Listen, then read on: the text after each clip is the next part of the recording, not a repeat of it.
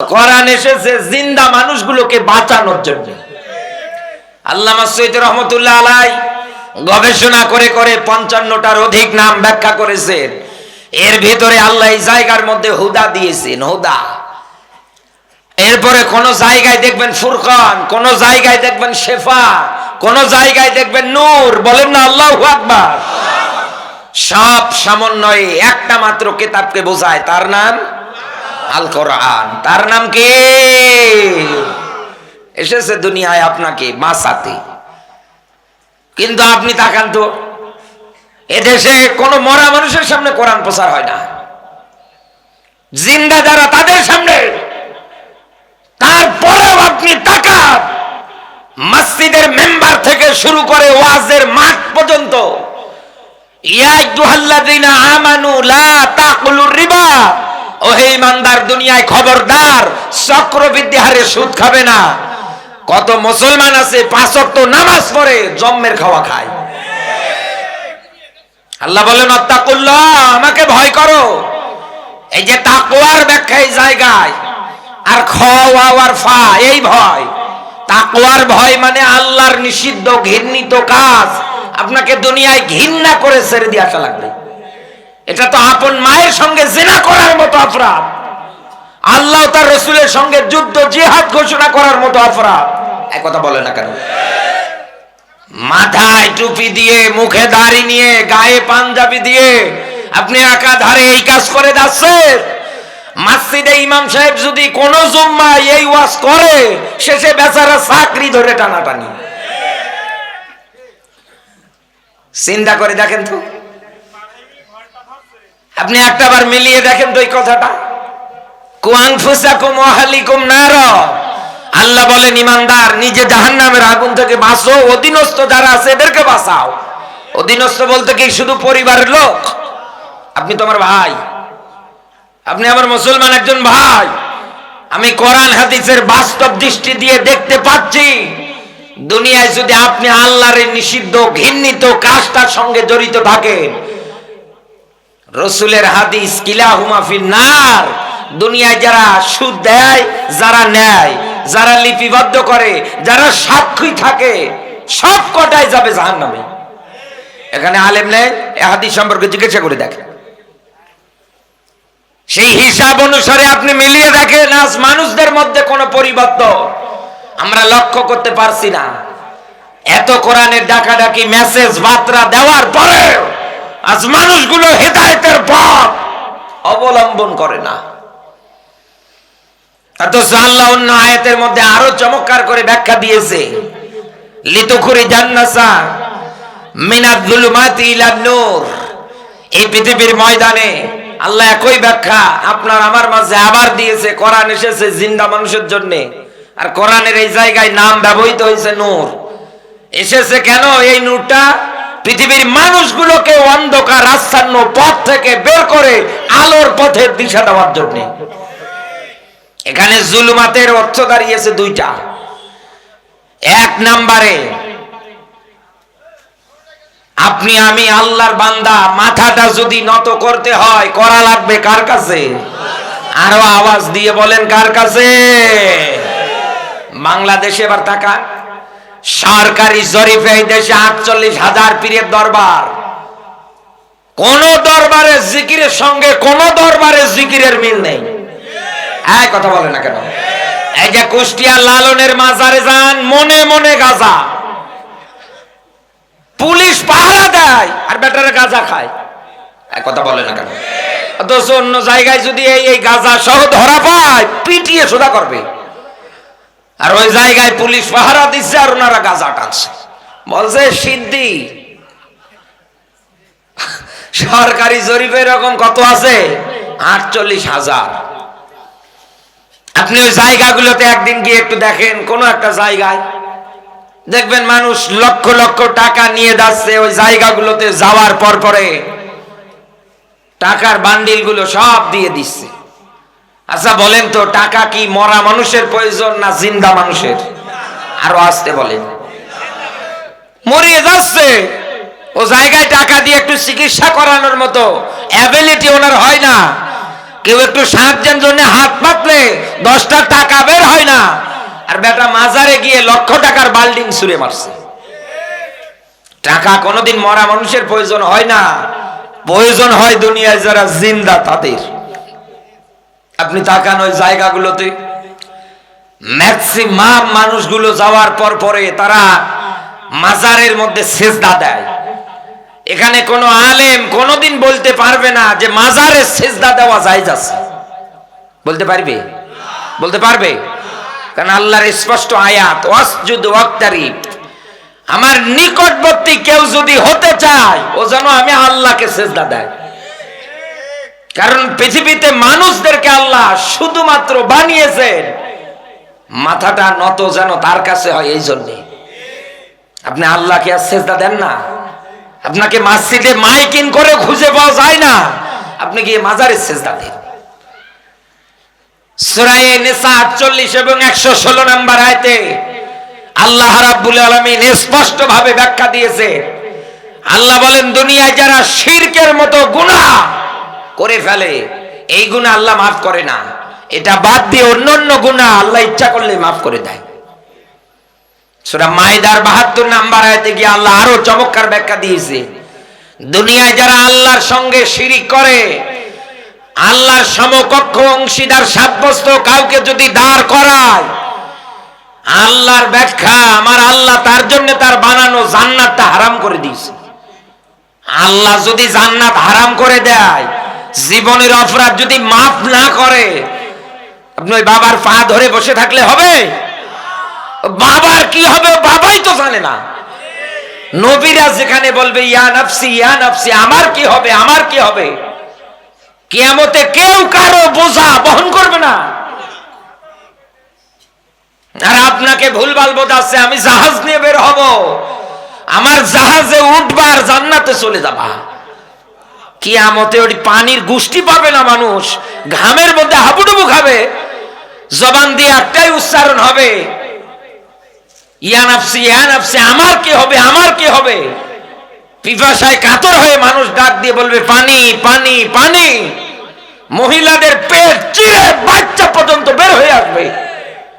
আর উনি ওই জায়গার মধ্যে বোঝাচ্ছে ওনার মুরিদদের, যা কোনো চিন্তা নেই, দরকার পড়লে আমার বাবা যান জাহাজ নিয়ে যাবে। মাঝে মাঝে ভণ্ডরা আবার কত চমৎকার করে ব্যাখ্যা করে, এনাদের কণ্ঠগুলো হয় গো একেবারে বাম্পার কণ্ঠ, এক কথা বলে না কেন। এজন্য তো রাসূল জানিয়েছেন শেষ জামানার ভিতরে উলামায়ে সু বের হবে, বাতিল আলেম, খারাপ আমের। তাদের ভিতরে আপনি কয়েকটা গুণ লক্ষ্য করে দেখবেন। এক, তাদের কথাগুলো হবে চিনির চাইতেও মিষ্টি, এমন ভাবে কথা বলছে মনে হয় মুক্ত ঝরছে। 2 নম্বরে রাসূল জানিয়েছেন ওদের পোশাকগুলো হবে আমি নবী মুহাম্মদ রাসূলুল্লাহ সাল্লাল্লাহু আলাইহি ওয়াসাল্লামের মতো। 3 নম্বরে রাসূল জানিয়েছেন ওদের অন্তরটা হবে বাঘের চাইতেও হিংসুটে। এমনকি ওদের এমন এমন কাজ কারবার হবে যা শয়তানকে পর্যন্ত হার মানাবে। এই কথা বলে, শয়তান মাত্র একটা সিজদা অমান্য করার কারণে আদমকে যখন দিতে বলেছিলেন দেয় নাই, অহংকার করেছে। এই কারণে যদি আমার আল্লাহ ওর উপরে এত রাগে যে হয়, কোরআনের আয়াত যদি পর্যন্ত নাজিল হয়, আল্লাহ ওকে মাফ করবে না, ওকে জান্নাতেও দেবে না। আজ যারা শয়তানের অনুসরণ করে, দুনিয়ায় যারা মাজার নিয়ে পেট পূজা করে, আল্লাহ আপনাকেও মাফ করবে না। কারণ এটা আল্লাহর হক, আপনি নষ্ট করছেন।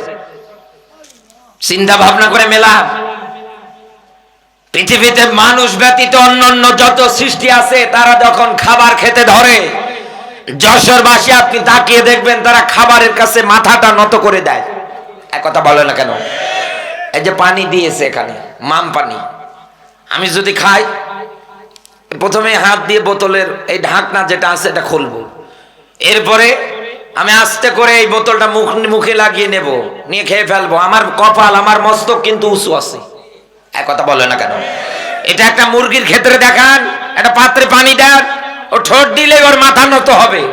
একটা গরুকে পানি খাওয়ান দেখেন, একটা ছাগলকে খাওয়ান দেখেন।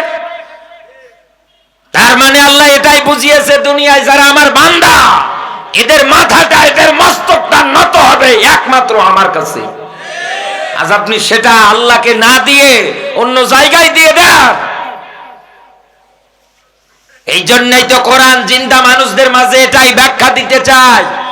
এই পৃথিবীর ময়দানে যত শিরিক বেদাতের যত আস্থানা আছে, যত জায়গা আছে, সবগুলো মানুষ যেন গুড়িয়ে উড়িয়ে দেয়, একটাও যেন এই দুনিয়ায় না রাখে। কিন্তু আজ আপনি তাকিয়ে দেখেন, আয়াতের ব্যাখ্যা করতে গেলে কত মৌলবীর আবার রাগ 360 ডিগ্রি পার করে ফেলছে।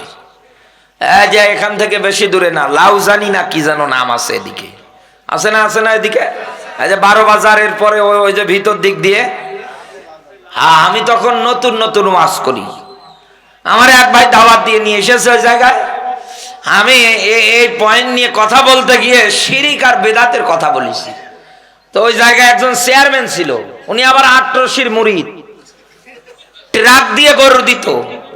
আমি উঠেই বলে ফেলেছি, বাংলাদেশে এমনও দরবার পীর দাবি করে, দাড়িও নেই, মোছও নেই, মানুষ ওই জায়গায় ট্রাকে ট্রাকে গরু দেয়। উনি পাশে বসে আছে, লাভ দিয়ে দাঁড়িয়েছে।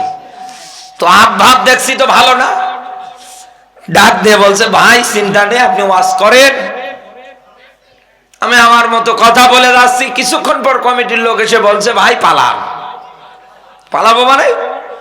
বলছে উনি লোক পাঠিয়েছে মোটরসাইকেলে, আপনারা যদি এই জায়গায় এখন আমরা সেভ না করতে পারি, কোন একটা জায়গায় যদি নিয়ে যেতে না পারি, তাহলে আপনার অবস্থা 12টা বাজাবে।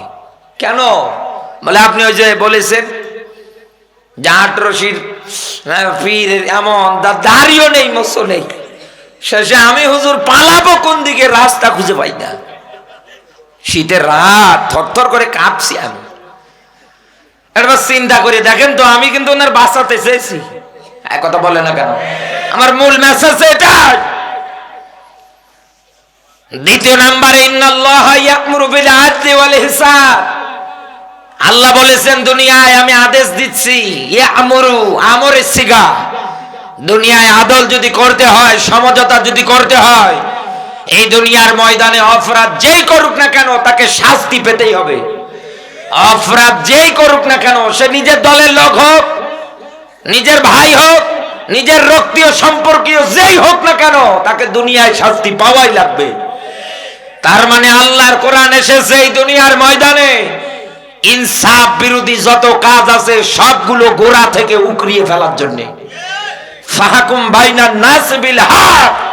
এই দুনিয়ার ময়দানে নবী দাউদের প্রতি আল্লাহর যেমন বার্তা ছিল, ওহী ছিল, নবী আপনি বিচার করতে গেলে ন্যায় বিচার করবেন। কিয়ামতের আগ পর্যন্ত সবার প্রতি এটাই বার্তা, কেউ যদি বিচার করতে চায়, ও যেন দুনিয়ার ময়দানে ন্যায় বিচার কায়েম করে।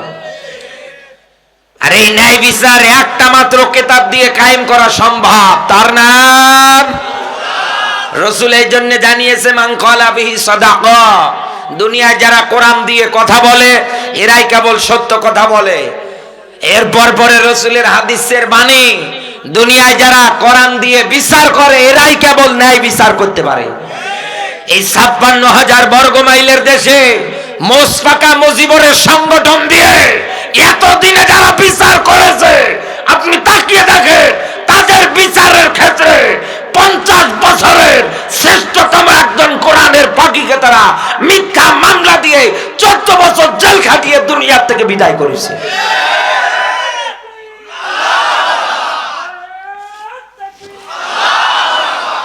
একশত গলা কাটা শহীদের সওয়াব আমল নামায় পাবেন। মরা সুন্নাত বলতে কি বোঝেন? মিষ্টি খাওয়া সুন্নাত, খাবারের পরে এটা দাড়ি রাখা, মাথায় টুপি দেওয়া। এই দুনিয়ার ময়দানে আপনি একটা জিনিস ভালো করে মিলিয়ে রাখেন, স্বাধীনতার এতগুলো দিন পার হয়ে গিয়েছে, আজ পর্যন্ত আমরা কোরআনের একটা বিধান কায়েম করে দেখাতে পারলাম না। গতকাল রাতে পাবনায় বক্তৃতা দিচ্ছিলাম,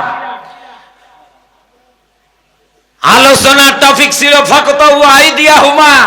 চোর মহিলা হোক আর পুরুষ হোক, যেই হোক না কেন, যদি ধরা পড়ে সাক্ষ্য প্রমাণের ভিত্তিতে ইসলাম জানিয়েছে ওর হাত কাটা লাগবে। কমিটির লোকজন উঠে দৌড়াচ্ছে। কি ভাই দৌড়ান কেন? বলে বাড়িতে চোর ঢুকেছে। আমি করছি মাইকে চোরের ওয়াজ, আর এদিকে বাড়িতে চোর ঢুকেছে। চিন্তা করে দেখে তো, এই দেশে যদি সৌদি আরবের মতো এই বিধানটা কায়েম হয়, লক্ষ লক্ষ টাকার জিনিস পরে থাকবে রাতের বেলা, কেউ কি নেবে? আমি ওয়াজ করছি আর বাড়িতে চোর ঢোকে, বড় আশ্চর্য বিষয়। এই জন্য আমি আপনাকে এখান থেকে এটাই মেসেজ দিয়ে যেতে চাচ্ছি, মরা সুন্নাত বলতে রসুল যেটা বুঝিয়েছেন সেটাই হচ্ছে কোরআনের শাসন। কারণ রসুল 10 বছর একাধারে কোরআন দিয়ে রাষ্ট্র চালিয়েছিলেন। এক কথা বলে না কেন? মায়ের খেয়েছে, জুলুম নির্যাতনের শিকার হয়েছে, এত নির্যাতন এত কিছু একাধারে সহ্য করেছে, তার 100 পরিমাণ আমরা আজ পর্যন্ত সহ্য করতে পারবো না। সেজদায় গেলে মরা উঠে নারী ভরিয়ে এনে চাপিয়ে দিত, যে রাস্তায় যেত কাঁটা পুঁতে রাখতো। আজকে আপনি যে রাস্তায় যান, আপনার জন্য লাল বাগিচা বিছিয়ে রাখে, আর রসুল কোরআনের বিধান কায়েমের জন্য ওই সময় যখন ডাক দিয়েছিলেন যে রাস্তায় যেত, ওই সময়ের মানুষগুলো ওই পথটার মধ্যে কাঁটা পর্যন্ত বিছিয়ে বিছিয়ে রাখত। রাসূল যেতেন, তার পায়ের মধ্যে ফুটতো। এগুলো দেখার পরে তারা আনন্দ করত। নবীজি হিজরত করতেছে, আবু জাহেল প্রচার করে দিচ্ছে মুহাম্মদ সাল্লাল্লাহু আলাইহি ওয়াসাল্লামের কল্লা মাথা কেউ যদি কেটে এনে দিতে পারে, আমি তাকে 100 লাল উট পুরস্কার দেব। ওই সময়ের একজন বীর পালোয়ান, নাম তার সুরাকা, পাগল হয়ে গেলেন পুরস্কারের জন্য, রসুলের পিছনে তাড়া করছে। রসুলের কাজ বরাবর যাচ্ছে, যখনই ও সঙ্গে সঙ্গে মরুভূমির বালুর নিচে তলিয়ে তলিয়ে যাচ্ছে, ঘোড়া সহকারী ডাক দিয়ে বলছে, রসুল আমার জন্য দোয়া করেন, আমি চাই না, আমার দরকার নেই পুরস্কারের। রসুল দোয়া করে তো আবার উপরে ওঠে, আবার মনের মধ্যে ওর আকাঙ্ক্ষা জাগে 100 লাল উট কেমনে ছাড়বো, আবার পিছনে তাড়া করে, আবার তলিয়ে যায়। এরকম করতে করতে শেষ পর্যায়ে ও যখন মাটিতেই তলিয়ে যাচ্ছিলেন, রসুলের কাছে কাকুতি মিনতি স্বরে ডাক দিয়ে বলছেন, নবী দোয়া করেন, আমি আর আপনার পিছনে আসবো না। রসুল দোয়া করেছেন, আল্লাহ আবার উপরে উঠিয়ে দিয়েছে। ডাক দিয়ে বলছেন, দুনিয়ার কোন মানুষের আদর্শ এরকম হতে পারে না যে আমি বারবার ভুল করার পরেও, অপরাধ করার পরেও আমাকে এই জায়গায় বিপদ থেকে বাঁচিয়েছে। আপনার হাতটা আপনি বাড়িয়ে দেন, আর আমার হাতটা আপনি আপনার হাতের উপরে রেখে এই মুহূর্তে কালমা পড়ে আমাকে মুসলমান বানিয়ে দেন। এই জন্য তো আল্লাহ কোরআনে আয়াত দিয়েছে, আমা আরসালনাকা ইল্লা রাহমাতাল লিল আলামিন। হে নবী, আপনাকে তো আমি একটা দুইটা জগৎ না, আলামিন বহু বছর যত জগৎ আছে সব জগতের জন্য রহমত করে পাঠিয়েছি। সেই রাসূল এত জেল জরিমানা রিমান্ড নির্যাতন জালেম কাফের বেঈমানদের অত্যাচারের টর্চার সহ্য করার পরে কোরআন হাতে নিয়ে বলেছিলেন, খয়রুল কুরুনি করনি, আমার যুগটাই হচ্ছে সর্বশ্রেষ্ঠ যুগ। আপনি এতদিন কথা বলতে পারেন নাই, আমি জানি। এতদিন আপনি এই দাবি, সংসদ তো দূরে থাক, একটা কোরআনের মাঠে পর্যন্ত আপনি বলতে পারেন নাই। এক কথা বলে না কেন? আপনি কোন মিছিলে, কোন সমাবেশে এরকম করে ওপেন ডাক দিতে পারেন নাই যে আগামীতে দেশ চলবে কোরআন দিয়ে, বললেই আপনার 12টা বাজে যেত। তো এখন যেহেতু জালেম সব পালিয়েছে, তাহলে এই বাংলাদেশে আগামীতে কোরআনের রাষ্ট্র গঠনে কার কি সমস্যা জাতি জানতে চায়। জালেম তো আর দেশে নেই, তারপরেও কেন এত চুলকানি, তারপরেও কেন এত এই দুনিয়ার ময়দানে আপনার কথাবার্তা? হিসাব করে মেলান বন্ধু, জালেমের তালিকায় নাম লেখাতে যাবেন না, মারা যাবেন তো কোন আলেম জানাজা পড়ানোর জন্য রাজি হবে না। এইটা মনে রাখবেন। আজ যাদেরকে ধর্ম ব্যবসায়ী বলে গালি দেন, আরে আপনি তো জানেনই না ধর্ম ব্যবসায়ী কাকে বলে। যারা ভোটে রাখে মাথার মধ্যে টুপি যায়, গায়ের মধ্যে পাঞ্জাবি পরে, এক আসরের নামাজ 4 বার করে পড়ে, ওইটাই ধর্ম ব্যবসায়ী। মা মারা গেলে হুজুর লাগে, বাবা মারা গেলে হুজুর লাগে, নিজের বিয়ের সময় হুজুর লাগে, ছেলের বিয়ের সময় হুজুর লাগে। আর উনি গালি দিচ্ছে হুজুররা ধর্ম ব্যবসায়ী, হুজুর সারা চলেন না আর হুজুরের গালি দেন। উতুল্লিম বাদা যালিকা জানেন, দুনিয়ায় যারা আলেমদের গালি দেয়, রাত ব্যবহার করে, একটারও জন্মের ঠিক নেই, সব জারুদের বাচ্চা। এই জন্য আমি আপনাকে আহ্বান করে যাচ্ছি বন্ধু, মেসেজ আকারে বলে গেলাম, এমন কোন কাজ আপনি করবেন না যাতে করে মারা যাওয়ার পরে আপনার লাশটা আবু লাহাবের মতো হিংস্র জন্তু জানোয়ারে ছিঁড়ে ছিঁড়ে না খায়। শেষে দেখবেন আপনি মারা যাওয়ার পরে পড়ে থাকবেন, জানাজা দেওয়ার লোক পাবেন না। যশোরবাসী ভালো করে বুঝবেন, আমি আপনাকে এতক্ষণ যাবত একটাই মাত্র বিষয় সুন্দর করে বোঝানোর জন্য চেষ্টা চালিয়েছি। এই পৃথিবীর ময়দানে আল্লাহ রাব্বুল আলামিন কোরআনে কারীম কোন মরা মানুষের জন্য নাজিল করে দেয় নাই। পৃথিবীতে আল্লাহ কোরআন দিয়েছে জিন্দা মানুষদের জন্য। এই দুনিয়ার ময়দানে জিন্দা মানুষ যেন কোরআনের বাস্তব ব্যাখ্যাগুলো শোনার পর পরে চিন্তা ভাবনা করতে পারে। এবার আসেন আমি আপনাকে ধারাবাহিকভাবে সেই কোরআনের ব্যাখ্যার মধ্যে প্রবেশ করাচ্ছি। আল্লাহ পাক বলেন, ইন্নাল্লাহা ইউহিব্বুল্লাযীনা ইউকাতিলুনা ফি সাবিলিহি। বলেন আল্লাহু আকবার। সূরা সফ 61 নাম্বার সূরা 28 নাম্বার পারার প্রথম নাম্বার রুকু, এটা পাবেন আপনি 4 নাম্বার আয়াতের ব্যাখ্যায়। ইন্না, নিশ্চয় এই দুনিয়ার ময়দানে যারা বলে যে আমরা আল্লাহর ভালোবাসার নৈকট্য পেতে চাই, যশোরবাসী এই জায়গার মধ্যে আমাদের রাজনৈতিক দিকটা আলাদা হতে পারে, কিন্তু আল্লাহর ভালোবাসার নৈকট্য পাওয়ার ক্ষেত্রে কি আমাদের কোনো দলাদলি আছে? আমাদের কারো কি কোনো মারামারি আছে? কারো কোনো কাটাকাটি হানাহানি আছে? এই বাংলাদেশে 16-17 বছরে যারা আয়না ঘর বানিয়েছে, যারা আলেমদের বিনা কারণে জেলখানায় আটকিয়ে 71-এর মানবতা বিরোধী অপরাধী বানিয়ে দুনিয়ার থেকে ফাঁসির দড়িতে একটার পর একটা দুনিয়ার থেকে বিদায় করে দিয়েছে, এই দেশে যারা আয়না ঘর বানিয়ে ব্যারিস্টার আরমান আজমির মতো নিষ্পাপ মানুষদের 8 বছর গোপন কারাগারের মধ্যে যারা আটকিয়ে রেখেছে, আপনি তাকিয়ে দেখেছেন এতদিনে ওনারা যখন টকশো বা যে কোনো অনুষ্ঠানে টিভি প্রোগ্রামে সামনে চলে আসতো, ওরা প্রায় বলতো আমরা হজ করি, ওমরা করি, যাকাত দেই। কথা বলে না? শামীম ওসমান তো একবারে ডাক দিয়ে বলতো যে আমি এক রাতেই তো 80 রাকাত করে তাহাজ্জুদের নামাজ পড়ি।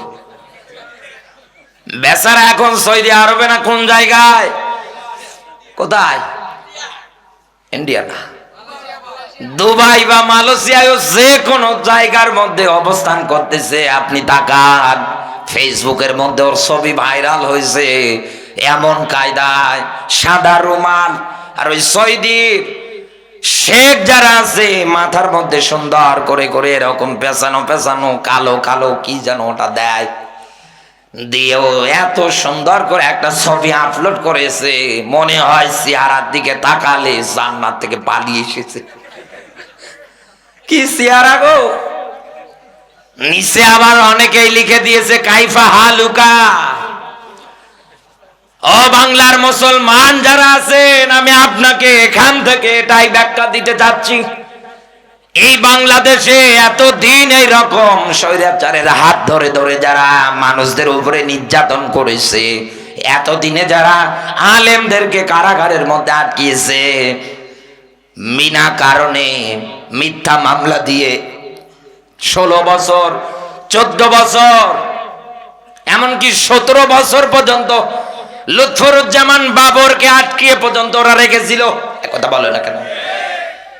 এই যে হিসাব করে মেলান, এনারা যখন টিভির যে কোনো চ্যানেলে প্রোগ্রামে টক শোতে আসতো, ওনারা কিন্তু জবান দিয়ে বলতো আমরা হজ করি, উমরা করি, যাকাত দেই, দান করি, সাদকা করি, এই করি। এই জন্যই তো আপনি মিলিয়ে দেখেছেন, মানুষ যখন বঙ্গভবন ঘেরাও করে ফেলেছিল, ওই জায়গা থেকে যায় নামাজ পর্যন্ত মানুষ পেয়েছে। একথা বলে না কেন? তার মানে এরা নামাজও পড়তো। অতীতের ইতিহাসে কাফের যারা আছে তাদের ব্যাখ্যা যেমন এসেছে, নবী আপনি কাফের যারা আছে তাদের কাছে গিয়ে জিজ্ঞাসা করবেন আসমান কে বানিয়েছে, এ জমিন কে বানিয়েছে, তথা সবগুলোর মালিককে। নবী একবারই তাদের জবান থেকে আপনি উত্তর পাবেন আল্লাহ। কে বানিয়েছে? তাহলে এই হিসাব অনুসারে মেলান, ভালোবাসা নৈকট্য পাওয়ার ক্ষেত্রে এরা মানুষ মারে, বিনা কারণে জেলখানায় বন্দি করে, আলেমদের নামে মিথ্যা মামলা দেয়, হাদিস জেলে নিয়ে গিয়ে উলঙ্গ পর্যন্ত করে, রাজনৈতিক প্রতিহিংসার কারণে কত নেতাদেরকে জেলখানায় পর্যন্ত আটকিয়ে রাখলো। তাদের মূল সামারাইজ এত কিছু করার পরেও মিলিয়ে দেখেন, তারা দুনিয়ায় জবান দিয়ে বলে আমার আল্লাহ যেন আমারে ভালোবাসে। এইটাই তো আমি আপনার ভাই বোঝাতে চাই এই জায়গার মধ্যে। কারণ আল্লাহর ভালোবাসা পাওয়ার ক্ষেত্রে আমাদের কোনো দলাদলি, আমাদের কোনো কাটাকাটি, আমাদের কোনো মারামারি হানাহানি কিচ্ছু নেই। দুনিয়া আমরা রাজনৈতিক পেশাটা আলাদা হতে পারি, কিন্তু আল্লাহর ভালোবাসা পাওয়ার ক্ষেত্রে কি ধনী, কি গরিব, কি ফকির, কি মিসকিন, কি ইয়াতীম, একেবারে সর্বোচ্চ পর্যায় পর্যন্ত সবার দাবি একটাই, আল্লাহ আমি তোমাকে ভালোবাসি। আল্লাহ যদি কাউকে ভালোবাসে, আমার আল্লাহ ফেরেশতা মণ্ডলী যারা আছে তাদের মাঝে এলান করে দেয়, ফেরেশতারা আমি আমার এই বান্দাকে ভালোবাসি, তোমরাও ভালোবাসো, আমি ভালোবাসবো, তোমরা ভালোবাসবে। এতটুকুনে তো বান্দার হক আদায় হয় না। আমার যত সৃষ্টিকুল আছে সবাইকে বলে দাও তারাও যেন আমার এই বান্দারে ভালোবাসে। কিন্তু এই দুনিয়ায় আল্লাহ কোরআনে কারিমের মধ্যে ভালোবাসা পাওয়ার ক্ষেত্রে যে মেসেজ, যে বার্তাটা দিয়েছে, সেই হিসাব তালাশ করলে কোরআনের আয়াত অনুযায়ী জীবনে আপনি এবার খুঁজে দেখেন কত মানুষ আল্লাহর এই ভালোবাসা থেকে ছিটকে দূরে সরে আছে। আল্লাহ বলেন উদখুলু ফিস সিলমি কাফা, এই দুনিয়ার ময়দানে ইসলাম যদি মানতে হয়, ইসলামে যদি আসতে হয়, পরিপূর্ণভাবে আসা লাগবে। কথা বলে না কেন? এ হুকুম কার? এ অর্ডার কার? এখন তো প্রচন্ড ঠান্ডা প্রায় জেলাগুলোর মধ্যে, আপনাদের এলাকার মধ্যেও ঠান্ডা। আপনি বাড়ি যাবেন আলোচনা শেষে, মোনাজাত যখন শেষ হয়ে যাবে আপনি বাড়ি যাবেন, যাওয়ার পর পরে আপনি তাকাবেন আপনার স্ত্রী আপনার বেড, আপনার বিছানা, শোয়ার জন্য যে জায়গার মধ্যে ব্যবস্থা করেছে, তাকিয়ে দেখবেন চার কোণায় এইরকম একটা কম্বল, নতুবা এরকম একটা লেপ, নতুবা এরকম একটা কাঁথা, যেটাকে বলা হয় আমার এলাকার ভাষা অনুসারে সুন্দর করে আপনার জন্য বিছানার মধ্যে বিছিয়ে রেখেছে। এখন আপনি বাড়ি চলে গেছেন, যাওয়ার পর পরে তাকিয়ে দেখছেন এই যে কাঁথা, এই যে কম্বল, এই যে লেপ, চিন্তা ভাবনা করছেন আমি শুধু হাঁটু অবধি পর্যন্ত লেপ কম্বলের ভিতরে প্রবেশ করে বসিয়ে থাকবো, আমার এই হাঁটু থেকে পায়ের গোড়ালি পর্যন্ত ভিতরে থাকবে, আর বাদ বাকি যা আছে সব বাইরে থাকবে কম্বলের লেপের কাতার। আপনার মনের মধ্যে চিন্তা যে এতটুকুন থেকে যদি আমার এতটুকুন গরম হয়ে যায়, তথা হাঁটু থেকে শুরু করে পায়ের গোড়ালি পর্যন্ত এতটুকুন যদি গরম হয়ে যায়, এই গরম আবহাওয়া বের হওয়ার পর পরে মাথা অবধি পর্যন্ত গরম হয়ে যাবে। আসলে কি আপনার এই চিন্তা ভাবনার বাস্তবে কি তাই হবে? আরো জোরে বলেন। সম্ভব না।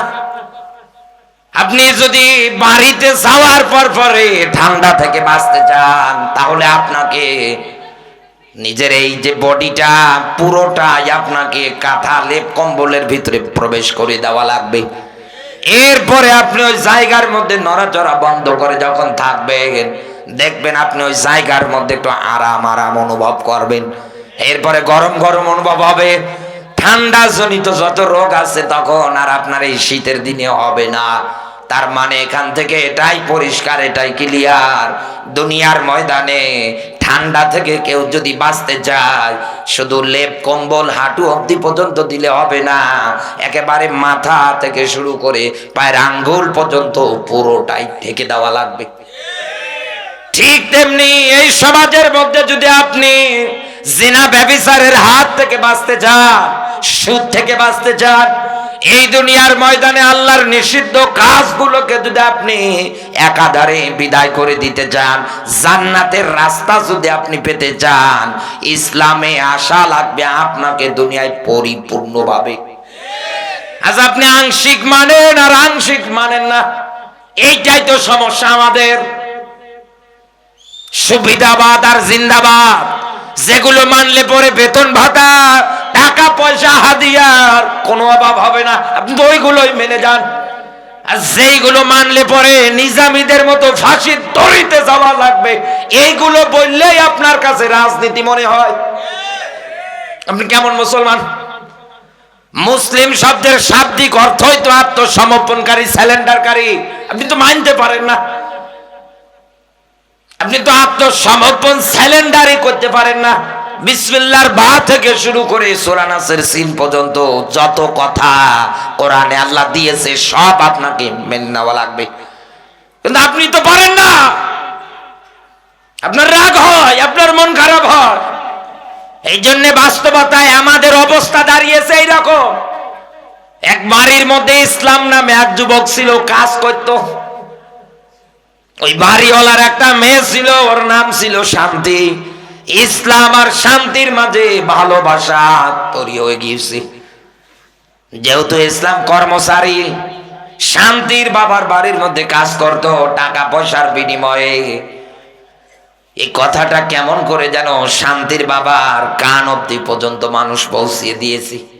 ডাক দিয়ে বলছে, দেখেন আপনার বাড়ির কর্মচারী আপনার মেয়ের সঙ্গে লাইন মারে, এরা কি আজও আপনি বাড়িতে রাখবেন? মনের ভিতরে রাগ নিয়ে আসার পর পরে আশা পিটন পিটিয়ে বলছে, তোর যা কিছু আছে সবগুলো নিয়ে জায়গা থেকে বের হয়ে যা। তোর এত বড় সাহস! যশোর রেলওয়ে স্টেশনে মার খাওয়ার পরে বসে বসে চিন্তা করে যে শান্তির জন্য মার খেয়েছি, ওই শান্তির কেউ রাখবো না। ও তো নিজের মোবাইল নেই, আরেকজনের কাছে মোবাইল চেয়েছে। ডাক দিয়ে বলছে, ভাই মোবাইল ফোনটা একটু দেন, একটু কথা বলবো বাড়িতে। শান্তির কাছে মানুষের মোবাইল দিয়ে মাধ্যমে ফোন দিয়ে বলছে, শান্তি তোমার বাবা এই এই কাণ্ড ঘটিয়ে আমাকে বাড়ি থেকে বের করেছে, তুমি কি আমাকে ভালোবাসো না? বলে, হ্যাঁ বাসি। তুমি না বলেছিলে হাতে হাত রেখে আমি তোমার আর তুমি আমার, তাহলে এখন তুমি কেন বাড়িতে? তাড়াতাড়ি যশোরে আসো, চিত্রা এক্সপ্রেস আসবে, দুইজন এটাতে উঠে একেবারে ঢাকা অব্দি পর্যন্ত পৌঁছে যাব। যে কোনো গার্মেন্টসে যে কোনো জায়গায় খেটে খেয়ে দিন পার করব। চিন্তা করছে, কথাও তো দিয়েছি ভালো, যেহেতু আমি বাসি একা ওকে ছাড়বো না। শেষে শান্তি বাড়ি থেকে যশোর রেল স্টেশনে আসার পর পরে দুইজনে পালিয়ে যায়। এদিকে ওর বাবা কাজ থেকে বাড়ি আসার পরে ডাকছে, মা শান্তি, মা শান্তি। শান্তি তো তাল বাসাও খুঁজে পাওয়া যায় না। এলাকার লোকজন অব্দি পর্যন্ত কথা গড়িয়ে গিয়েছে, দেখো মুখের বাড়ির মধ্যে শান্তি নামে যে মেয়েটা থাকতো নেই, কোথায়? বলো তো পালিয়েছি। কার সাথে পালালো? একজনের কাছে জিজ্ঞাসা করছে, ভাই আমার মেয়েটাকে কি দেখেছো কোনো জায়গায় যেতে? বলছে, আমার মনের মধ্যে একটা প্রশ্ন খেলছে, তোমার বাড়ির মধ্যে যে ইসলাম নামে একজন যুবক ছিল ও কোথায়? বলে, ওকে তো আমি পিটিয়ে বিদায় করলাম। লোকটা ডাক দিয়ে বলছে, বেটা ইসলাম পিটিয়ে তুমি শান্তির তালাশ করো, তোমার কি জানা নেই ইসলাম যেখানে শান্তি সেখানে? এই বাংলাদেশে আপনি মিলিয়ে দেখেন কত নেতারা এখন পিটিয়ে ইসলাম আবার জালেমদের মতো বিদায় করার ধান্দা করছে। মাইক হাতে নিয়ে বলছে আমরা শান্তি প্রতিষ্ঠা করব, এই করব, ওই করব। আরে ভাই, আপনার কর্ণ কহর পর্যন্ত কি একটা বারও পৌঁছায় না? পৃথিবীতে আল্লাহর কোরআন ব্যতীত, ইসলামী নিয়ম নীতি ব্যতীত কোন মানব রচিত বিধানে কেউ কোনোদিন শান্তি প্রতিষ্ঠা করতে পারবে না। আপনাকে বোঝাবে কি এই কথাটা? আরে সঠিক কথাটা বলতে গেলে আপনার কাছে তো রাজাকার হয়ে যায়, আপনার কাছে ধর্ম ব্যবসায়ী হয়ে যায়। উম্মতের আলেমরা ব্যর্থ হয়ে যাচ্ছে এই বাস্তব জিনিস সহজ কথা বোঝাতে গিয়ে। এই জন্যই তো আমার আল্লাহ রাব্বুল আলামিন তার ভালোবাসা নৈকট্য পাওয়ার ক্ষেত্রে একটা শব্দ দিয়েছেন। কারণ আল্লাহ জানে অনেক মানুষ এই শব্দটা শোনার পর পরে দুনিয়ায় নাক ছিটকায়, অনেক মানুষ মানতে চায় না। এই জন্যই তো তিনি ডাক দিয়ে বলেছেন ইউকাতিলুনা ফি সাবিলি, এই দুনিয়ার ময়দানে আমার পথে লড়াই সংগ্রাম করা লাগবে। এ কথা কার? আরো জোরে বলেন। এবার বাস্তবতা এই জায়গায় মেলান। মাথার মধ্যে টুপি আছে, মুখের মধ্যে দাড়ি আছে, গায়ের মধ্যে লম্বা জুব্বা পরে আছে। ফজরের আজান যখন হবে আপনি তাকিয়ে দেখবেন নামাজ আদায় করার জন্য মসজিদে যাবে। শীতের দিন ঠান্ডার মধ্যে থর থর থর থর করে কাঁপছে। এরপরে উনি নামাজ আদায় করলেন, বাড়িতে আসলেন, সুন্দর করে কোরআনে কারিম খুলে খুলে তেলাওয়াত করলেন। এরপরে জীবিকার তাগিদে কিছু হালকা নাস্তা করার পরে বাইরে চলে গেলেন। ঠিক যখন দুপুর বেলা 1টার দিকে মসজিদের মাইকে আল্লাহর নাম ঘোষণা করা হয়, আল্লাহর বান্দা সব কাজ ফালিয়ে বাড়ি এসেছে। হাতে মাত্র 1.5 ঘন্টা সময়, আল্লাহর বান্দার হাতে মাত্র আধা ঘন্টা সময়। আধা ঘন্টা সময়ের মধ্যে গোসল করেছে, সুন্দর সুগন্ধি ব্যবহার করে আবার মসজিদের মধ্যে গিয়েছে জোহরের নামাজ আদায় করার জন্য। এরপর পরে বিকেল বেলা আসরের আজান হয়, আসরের নামাজ আদায় করার জন্য যাচ্ছে। এরপরে মাগরিবে, এরপরে এশায়। আপনি তাকিয়ে দেখেন এই রকম করে একাধারে চলতেইছে। এই লোকটার কাছে গিয়ে আপনি জিজ্ঞাসা করবেন, ভাই আপনি আজান হওয়া মাত্র ওই কাজ কারবার যা কিছু আছে সব কিছু ফালিয়ে কেন নামাজের দিকে যান? উনি একবারে ডাক দিয়ে বলবে, আমার আল্লাহ এটা আমার উপরে ফরজ করে দিয়েছে। এই যে রমজান মাস আসবে আর 1 মাস পরে আমাদের মাঝে 16-17 ঘন্টা আমরা না খেয়ে একাধারে পার করে দেব। ও যশোরের মুসলমানেরা, জিজ্ঞাসা যদি করা হয় আপনাকে কেন আপনি 16-17 ঘন্টা না খেয়ে পার করেন, বলবেন আল্লাহ এটা আমার উপরে ফরজ করেছে। আপনি সম্পদশালী মানুষ, আপনার টাকা পয়সাগুলো আপনি গরিব অসহায় মানুষ যারা আছে তাদের কাছে আপনি বিলিয়ে দিচ্ছেন। এবার আপনাকে যখন জিজ্ঞাসা করা হবে আপনি বলবেন যাকাত বিধান আল্লাহ আমার উপরে ফরজ করেছি। এরপরে আপনি হজ করার মতো অ্যাবিলিটি রাখেন, জীবনে একবার কাবা ঘর জিয়ারত করা ফরজ, আপনি এইটা আদায় করলে ফেললেন। তাহলে এই লোকটার কাছে নামাজ পড়া যেমন ফরজ, রোজা রাখা যেমন ফরজ, হজ করা যেমন ফরজ, যাকাত দেওয়া যেমন ফরজ, আল্লাহর ভালোবাসা নৈকট্য পাওয়ার ক্ষেত্রে এই দুনিয়ার ময়দানে আল্লাহর পথে লড়াই সংগ্রাম আন্দোলন জিহাদ করাও ফরজ। আপনি এ কথা বলেন, সঙ্গে সঙ্গে আপনাকে ডাক দিয়ে বলবে মৌলবীরা বেশি বোঝে। এক কথা বলে না কেন? এই তো রাজনীতি শুরু করে। অথচ আল্লাহর কোরআন আমি হাতে নিয়ে বলছি, কোরআনের আয়াত আমার চোখের সামনে নাড়া দিচ্ছে, আল্লাযীনা আমানু ইউকাতিলুনা ফি সাবিলিল্লাহ। আল্লাযী অতঃপর যারা এই দুনিয়ার ময়দানে বলে আমানু আমরা ঈমান এনেছি, আল্লাহ বলেন ওর দায়িত্ব ওর কর্তব্য এই দুনিয়ায় ও লড়াই করে সংগ্রাম করে কার পথে? আরো জোরে বলেন। এখন হয়তো অনেক মানুষের মনের মধ্যে প্রশ্ন খেলবে, ইমানদার যারা আছে তারা কেন আল্লাহর পথে লড়াই করবে?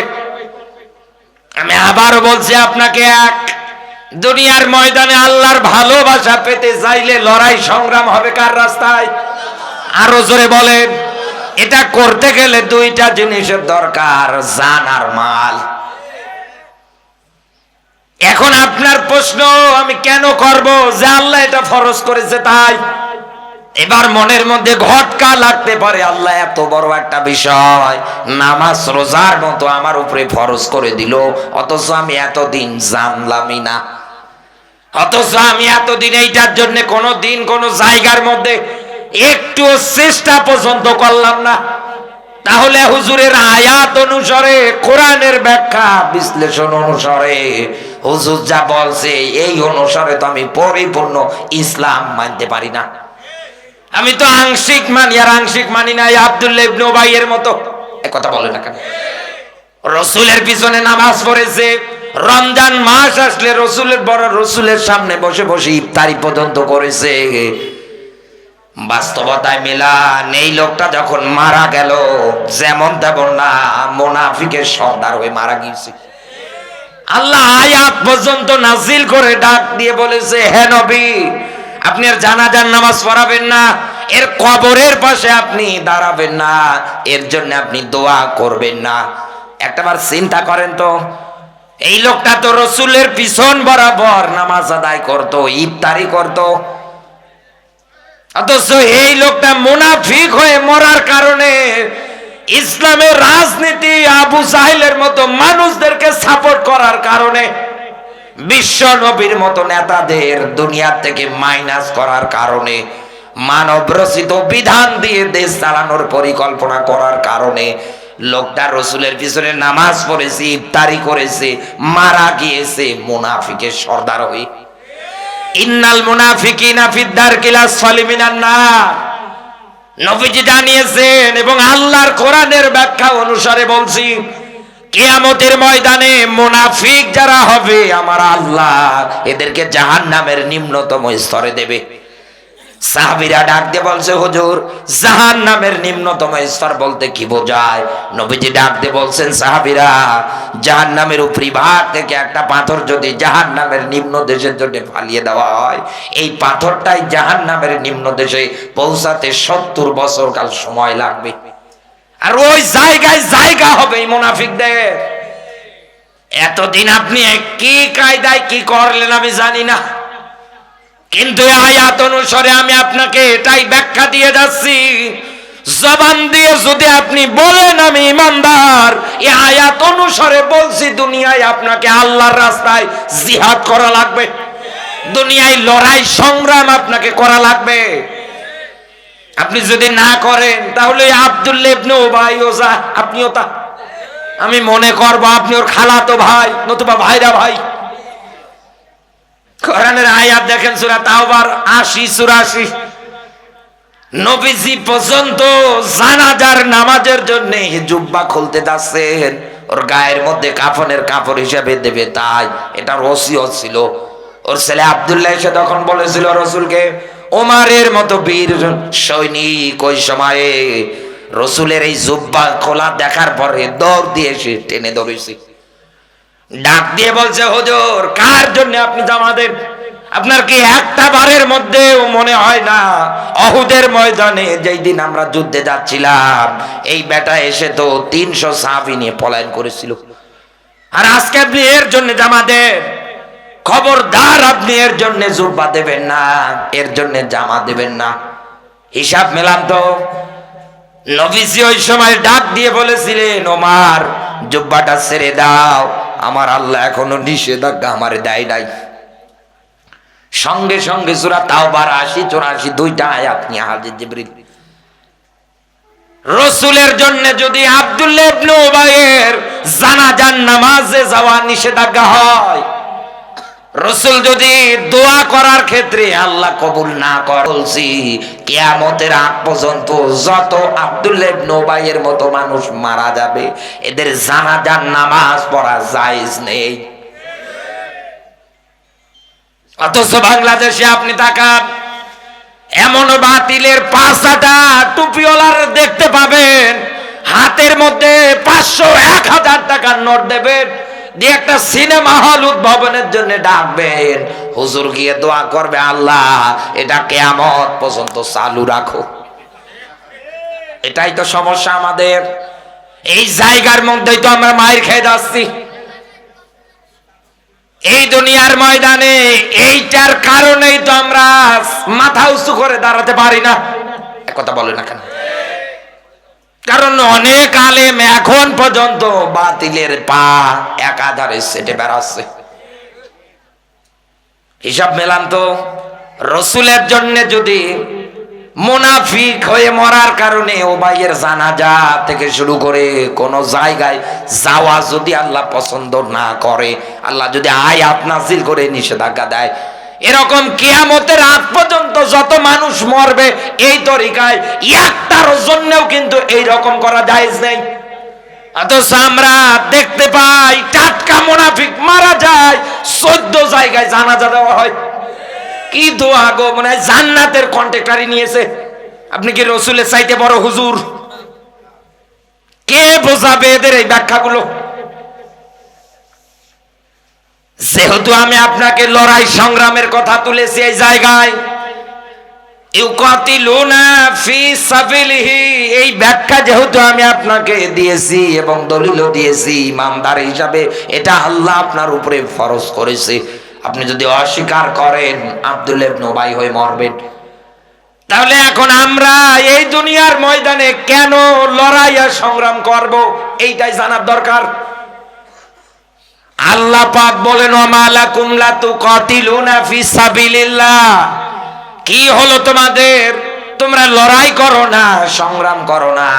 কত বিধবা অসহায় আবাল নারী পুরুষগুলো জালেমের জুলুম সহ্য করতে না পেরে জেলখানার মধ্যে নির্যাতনের স্টিম রোলার সহ্য করতে না পেরে তারা আমার কাছে ডাক দিয়ে বলতেছে রব্বানা আখরিজনা মিন হাযিহিল ক্বরিয়াতি যালিমি আহলুহা। রব্বানা, হে আমাদের রব। এখানে কুরা করিয়া শব্দের শাব্দিক অর্থ গ্রাম, জনপদ, শহর। যশোর ভাষায় আপনি যে কোনো একটা ধরলেই ব্যাখ্যা করতে পারবেন।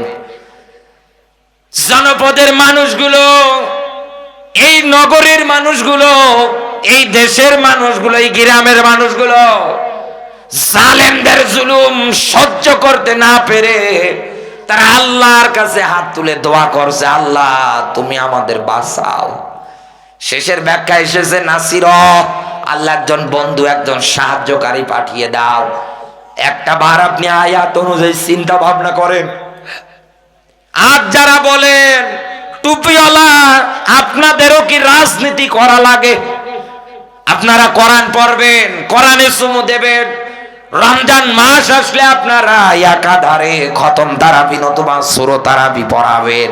এখান থেকে যতটুকুন টাকা পাবেন এই দিয়ে বউ বাচ্চার মার্কেট করে দেবেন, নিজেরাও ঈদ পার করবেন।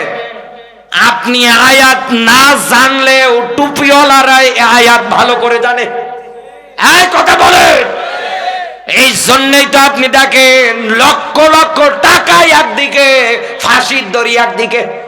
টুপিওয়ালারা ফাঁসির দড়িটাই গলায় বেঁধে নেবে, এরপরেও তারা টাকার দিকে চোখ তুলে তাকাবে না, কারণ তাদের এই আয়াতটা জানা আছে।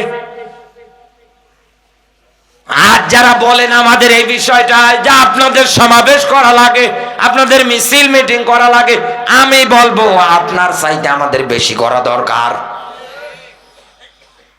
কারণ এই দুনিয়ায় টুপিওয়ালা যারা আছে ওরা দুনিয়ার ময়দানে দল, সংগঠন, রাজনীতি এই কারণেই চালাচ্ছে, জীবন বাজি রেখে এত দূর পর্যন্ত এসেছে।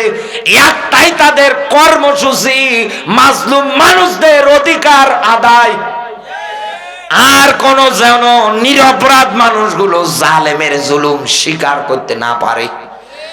আপনি দেখেছেন কিন্তু এই স্বৈরাচার যখন একাধারে দায়িত্ব পালন করেছিল, রান্ডা বাচ্চা বুরান্টি হিসাবে যত জায়গার মধ্যে যেই ছিল, এমনকি এই এলাকা পর্যন্ত ওদের দাপটে ঠেলায় একটা হক কথা পর্যন্ত কোরআন হাদিস থেকে বলা যেত না। এই কথা বলে ওরা যা মন চাইছে একাধারে তাই করতে পারতো।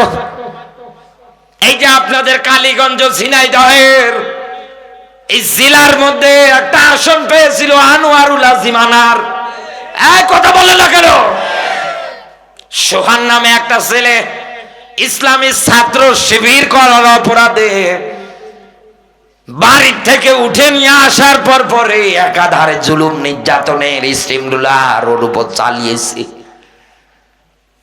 ওর মা বাবা এলাকার লোকজন আসার পরে কেঁদে কেঁদে ডাক দিয়ে বলেছিল যে আমাদের বাচ্চাটাকে আমাদের কাছে দেন, ও কোনোদিন আর রাজনীতি করবে না, ওকে আমরা ভালো করে বাড়িতে নিয়ে গিয়ে বোঝাবো, দরকার পড়লে শাসন পর্যন্ত করব, আপনি ওকে ছেড়ে দেন।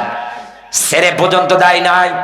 শেষে একটা পর্যায়ে আপনি মিলিয়ে দেখেছেন ছেলেটার শরীরের মধ্যে এত পরিমাণে টর্চারের দাগ, এত পরিমাণে পিটন পিটিয়েছে, এমনকি একটা চোখ পর্যন্ত উকরিয়ে ফেলেছি।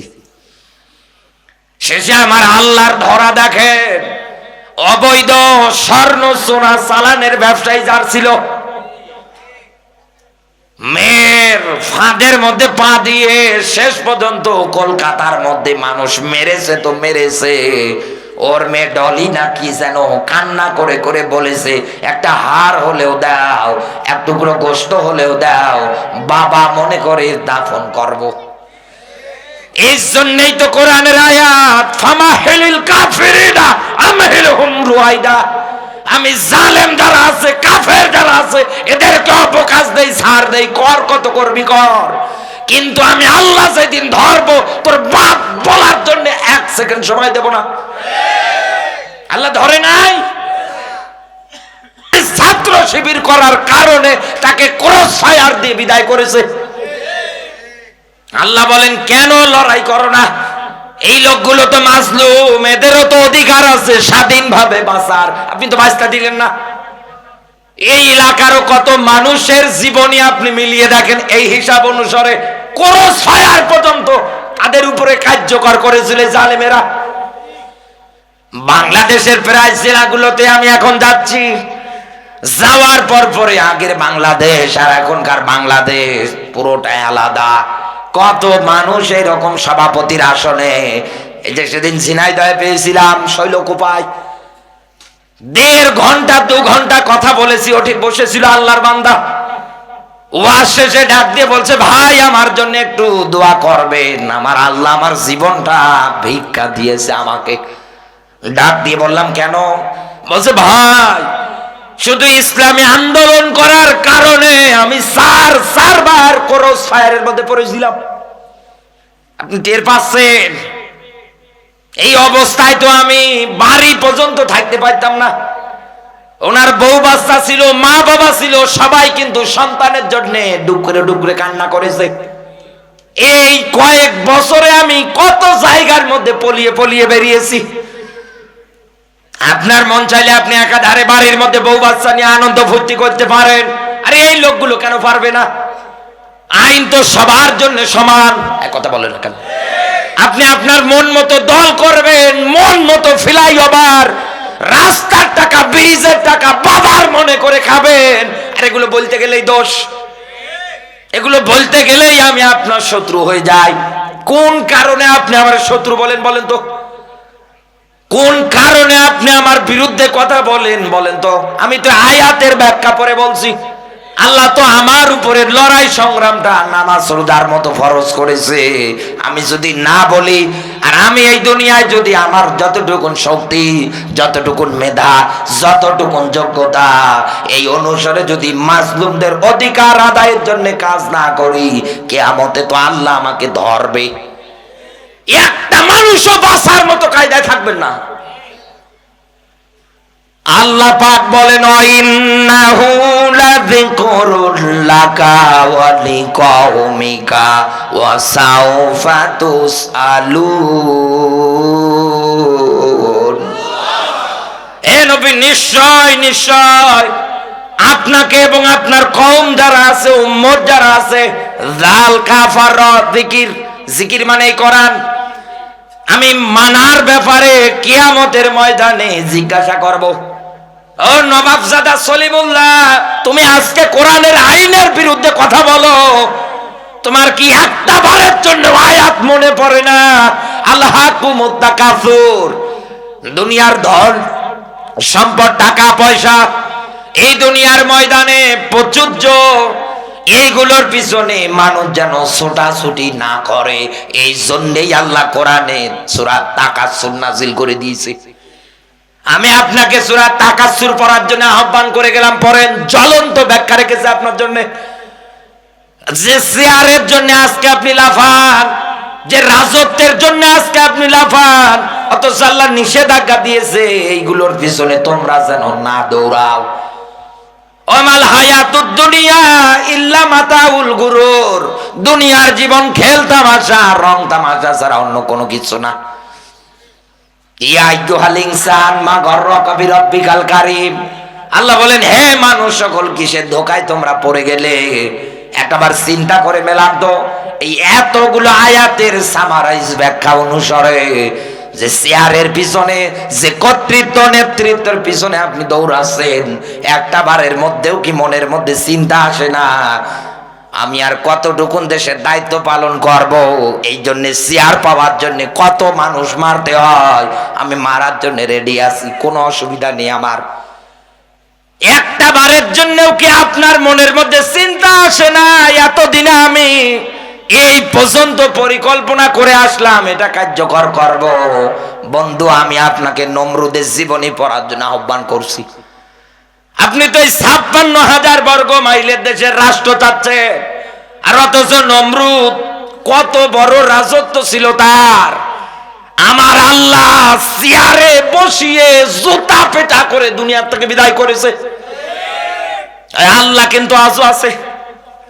আপনার রাজনীতি, আপনার দুনিয়ার ময়দানে কাজ কারবার, আপনার সংগঠন, এটা যদি মাজলুমদের অধিকার আদায়ের জন্য না হয়, কিয়ামতে ধরা খাবেন আপনি। আল্লাহর কসম করে বলছি, ধরা খাবেন। এই যে বাংলাদেশে এখন নিবন্ধিত প্রায় 48টা দল আছে, কেমন মায়ের বেটা আপনি? আসেন কোরআনের আয়াত উল্টিয়ে দেখান। আসেন, আপনি যে রাগ দেখান, আপনি যে উল্টা পাল্টা কথা বলেন, আসেন, আমি আপনাকে আহ্বান করছি, চ্যালেঞ্জ করছি। আল্লাহ বলেন ওয়ালতাকুম মিনকুম উম্মাতুন ইয়াদউনা ইলাল খায়র, সূরা আল ইমরানের 104 নম্বর আয়াত। মোবাইলে কোরআন শরীফ থাকলে বের করেন, বাড়িতে থাকলে গিয়ে মেলাবেন। আল্লাহ বলেন দল যদি গুণ আছে, যেহেতু এসেছেন আপনারা, আমি এক এক করে বলছি, আপনি নোট করে নেন। আর এই বইগুলো সিরিজ আকারে বিভিন্ন লাইব্রেরিতে পাওয়া যায়, কিনে নিয়ে আসবেন বাড়িতে। 1 নম্বরে শ্রেষ্ঠত্ব তালিকায় যিনি আছেন তিনি হচ্ছেন নবীজির প্রথম স্ত্রী খাদিজাতুল কুবরা। ত্যাগ স্বীকার করার কারণে, কারণ ইসলামের জন্য এই মহিষী নারী এত পরিমাণে ত্যাগ স্বীকার করেছে, এখানে হাজি যারা আছে জিজ্ঞাসা করে দেখেন, নবীজি আমার 40 দিন হেরা গুহার মধ্যে ধ্যানমগ্ন ছিলেন, খাদিজাতুল কুবরা ওই জায়গার মধ্যে খাবার নিয়ে নিয়ে উঠতেন। আমার বাবা হজে গিয়েছিল, জিজ্ঞাসা করেছিলাম, বাবা উঠতে পারলে তুমি? বলে কি করবো, ওটা তো লাগবেই, দেখার জন্যই তো গিয়েছি। 3 বোতল পানি খেয়েছি, কয়েকবার রেস্ট নিয়েছি, তা উঠতে পারি না। চিন্তা করেন, এখনো জোয়ান মানুষ, তিনার যদি এই অবস্থা হয়, খাদিজাতুল কুবরা প্রতিনিয়ত ওই জায়গার মধ্যে উঠতো। এখন তো সৌদি সরকার ওই জায়গাটা সিঁড়ি আকারে তৈরি করে দিয়েছে, আগে তো ওই রকমও ছিল না। আল্লাহর নবী ডাক দিয়ে বলছেন, খাদিজা, আমার আল্লাহ তোমাকে সালাম দিয়েছে। খাদিজাতুল কুবরা চোখ থেকে পানি ধরাচ্ছে, ডাক দিয়ে বলছে, হে আমার স্বামী, আল্লাহর সালামের জবাব কেমনে দিতে হয় আমি জানি না, আপনি আমার হয়ে সালামের জবাব দিয়ে দেবেন। এমনি একজন নারীকে আল্লাহ সালাম দেয় না, যখন আল্লাহ তাকিয়ে দেখতেছেন যে জীবনের সব কিছু বিলিয়ে দিচ্ছে স্বামীর জন্যে, যদি রাতের বেলা ঘর থেকে বাইরেও যায়, দরজার মধ্যে পিঠ লাগিয়ে লাগিয়ে দাঁড়ায়। বাংলাদেশে এখন জরিপ করে মেলান, 1000টা স্ত্রীর মধ্যে একটাও পাওয়া যাবে কিনা আল্লাহ ভালো জানে। খাদিজার মধ্যে এই আদর্শগুলো আপনার জীবনে আছে? নেই। রসুল বাইরে আর দরজায় পিঠ লাগিয়ে আছে, একটা মাত্র ডাক দেওয়া মাত্রই দরজা ওপেন। রসুল ডাক দিয়ে বলতেন, খাদিজা তুমি কি ঘুমাও না? ডাক দিয়ে বলছে, হুজুর দিনের দাওয়াত দেওয়ার জন্য বাইরে যান, আমি যদি ঘুমিয়ে যাই আপনার সঙ্গে বেয়াদবি হবে, আপনি দরজার সামনে এসে ডাকবেন, আমার আল্লাহ বরদাস্ত করবে না। এই জন্যই তো আমি দরজার মধ্যে পিঠ লাগিয়ে লাগিয়ে থাকি, যেন আপনি ডাক দিলেই আমি খুলে দিতে পারি। এমনি আমার আল্লাহ তাকে এক নম্বরের তালিকায় রাখে নাই, তার আমলের কারণে, কর্মের কারণে। কামাতা দিন উতুদান, আরবি প্রবাদ এটা, যেমন কর্ম তেমন ফল। কল্লু নাফসিম বিমা কাসাবাত রহিনা, যেমন কর্ম করবেন তেমন ফল পাবেন। কিয়ামতে কর্ম অনুযায়ী আপনার বিচার হবে। এই জন্য স্বামীর খেদমতে যদি আপনি খাদিজার মতো ত্যাগ স্বীকারকারীর কাতারে থাকতে পারেন, কিয়ামতের দিন আমার আল্লাহ আপনার সম্মান মর্যাদা নিজে বাড়িয়ে দেবেন। সম্মানিত মায়েরা যারা আছেন, 2 নাম্বার বলছি, হযরতে আইয়ুব আলাইহিস সালাতু ওয়াস সালামের স্ত্রী বিবি রহিমা স্বামী ভক্তি করার কারণে, স্বামীর খেদমত করার কারণে। 3 নম্বরে বিবি মারিয়াম পবিত্র হওয়ার কারণে। আমরা সবাই জানি পৃথিবীতে একজন নবীর বাবা নেই, কি নাম? মারিয়ামের পেটে এসেছিল, বাচ্চা কোলে নিয়ে যখন যায়, ইহুদি খ্রিস্টানেরা ডাক দিয়ে বলছে, মারিয়াম এই বাচ্চা তুমি কোথায় পেয়েছো? ডাক দিয়ে বলছে, বাচ্চা কে নিজেই তোমরা জিজ্ঞাসা করে এই বাচ্চাই বলে দেবে ওর পরিচয়টা কি। বলছে, আপনি কি আর কি করেন, ঠাট্টা করেন? বলে, কেন? এই ছোট্ট দুধের বাচ্চা কি কোনোদিন কথা বলতে পারে? বলে, হ্যাঁ পারে। ইহুদি খ্রিস্টানেরা জিজ্ঞাসা করতেছে, বাচ্চা বলো তো তোমার পরিচয় কি? সঙ্গে সঙ্গে ঈসা রুহুল্লাহ জবাব দিয়ে বললেন, আমি আল্লাহর বান্দা আব্দুল্লাহ, আমার আল্লাহ আমাকে দুনিয়ায় নবী করে পাঠিয়েছে। শ্রেষ্ঠত্বের তালিকায় মারিয়াম 3 নম্বরে, পবিত্র হওয়ার কারণে। পবিত্র মানে তার চরিত্রটা পবিত্র। কথা বলেন না কেন? আপনি এমন মা, উপরে ফিটফাট, বাকি ডান নাই বললাম, কালো বোরকা পরে ঘর ঘর ঘর ঘর করে বেড়ান, গিয়ে দেখবেন রেস্টুরেন্টে অন্য যুবকদের হাত ধরে বসে বাদাম খেলাচ্ছে। কি করেন আপনি? আপনার এই বোরকা পরার কোনো মানে হয়? 4 নম্বরে শ্রেষ্ঠত্বের তালিকায় যার নাম এসেছে তিনি হচ্ছেন ফেরাউনের স্ত্রী আসিয়া। ঈমানের কারণে স্বামী এত জুলুম, এত নির্যাতন চালাচ্ছে, একটা বারের জন্যেও স্বামীর উপরে বিরক্ত হয়ে ক্ষোভ প্রকাশ করে আল্লাহর কাছে স্বামীর ব্যাপারে কোনো অভিযোগ করে না। এত জুলুম চালাচ্ছেন। আর আপনার আমার বাড়ির মধ্যে যারা বৌমা হিসাবে বসে আছে, একটা সাবান যদি কম হয়, একটা ফেস ওয়াশ যদি কম হয়, কথা বলে না, দেখবেন আপনার 14 গোষ্ঠী ধুয়ে দিচ্ছে। আপনি গায়ে হাত ওঠানো তো দূরে থাক, আগে আপনাকেই 2-4টা কিল ঘুষি মারবে। আপনি মারবেন মানে?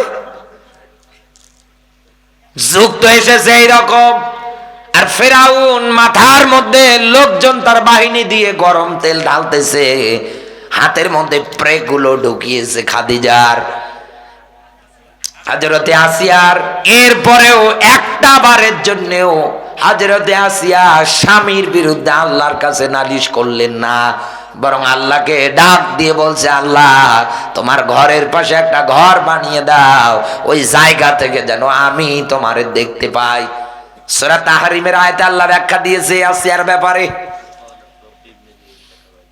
5 নম্বরে এই পৃথিবীর ময়দানে শ্রেষ্ঠত্বের তালিকায় যার নামটা এসেছে তিনি হচ্ছেন বিশ্ব নবীর আরেকজন স্ত্রী আম্মা জান আয়েশা।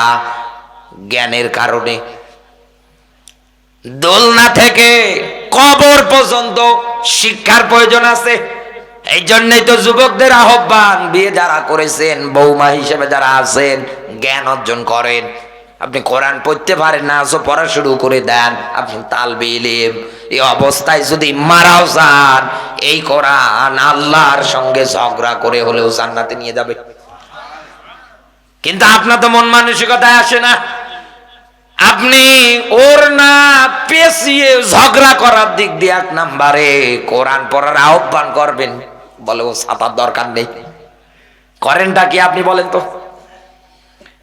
6 নম্বরে আরেকজন নারীর ব্যাখ্যা এসেছে, তিনি হচ্ছেন বিশ্ব নবীর মেয়ে ফাতেমাতুজ জোহরা।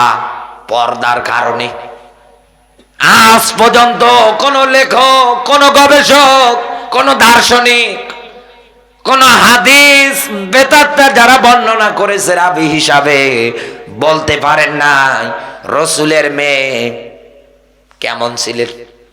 চিকনা ছিলেন না লম্বা ছিলেন না মোটা ছিলেন না খাটো ছিলেন, কথা বলে না। আর আপনি, আমি আর বলছি না,